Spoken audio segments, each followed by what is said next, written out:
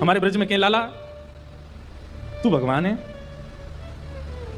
ठाकुर जी बोले काय को मधुमंगल तू ये काय को पूछ रहा? बोले ना हमने ऐसी सुनी है कि जब गर्गाचार्य जी आए ना तो वो कह के गए कि यशोदा मैया तुम्हारो लाला नारायण समान गुण ही है, और तेरी हरकतन हुए ऐसा लगा कि तू कहीं भगवान तो ना है।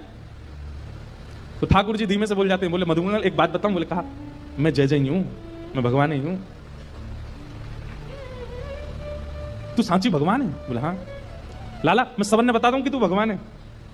ठाकुर जी बोले हाँ बताया। मधुमंगल गए और सबरे सखान में हल्ला मचाया। बोले तुम्हें एक बात बताऊं? बोले कहा हमारा जो लाला है ना, बोले हाँ जी भगवान है। ये बात सुन के आधे तो हंसने लगे और आधे छड़ी लेकर के बोले दिखाइए उन्हें कहां तेरा भगवान।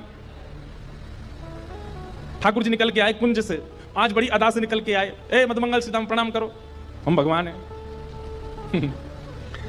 नहीं मानते, नहीं स्वीकार करते। एक दिन ऐसी लीला भागवत में आती है कि एक बार जागरण हुआ ब्रज में, जागरण कराया नंद बाबा ने। जागरण का मतलब है पूरी रात जग करके अपने इष्ट का स्मरण करना, वो जागरण है। रात भर जागरण चला। तो जागरण के काल में जैसे ही थोड़े ब्रह्म मुहूर्त का समय हुआ, तब घड़ी तो होती नहीं थी, अंदाजा लगाया तो नंद बाबा को लगी कि भाई ब्रह्म मुहूर्त है, क्यों मैं स्नान करवे जाऊं। तो जैसे ही नंद बाबा ने यमुना जी में प्रवेश किया, क्योंकि अब तो नहीं ऐसा होता पर नदियों में भी स्नान करने का समय होता है। ब्रह्म काल से पहले अगर आप नदी स्नान करते हैं तो वो देवताओं का समय होता है, उस समय देवता स्नान करने आते हैं, उस समय नहीं करना चाहिए।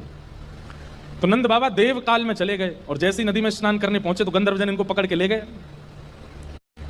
जब नंद बाबा बहुत देर तक नहीं आए तो सबने जाके ठाकुर जी से कही, तो ठाकुर जी गए और ठाकुर जी ने यमुना जी में प्रवेश करके गंधर्व लोक में जाकर के नंद बाबा को वहां से छुड़ाया और वापस लेकर के आए।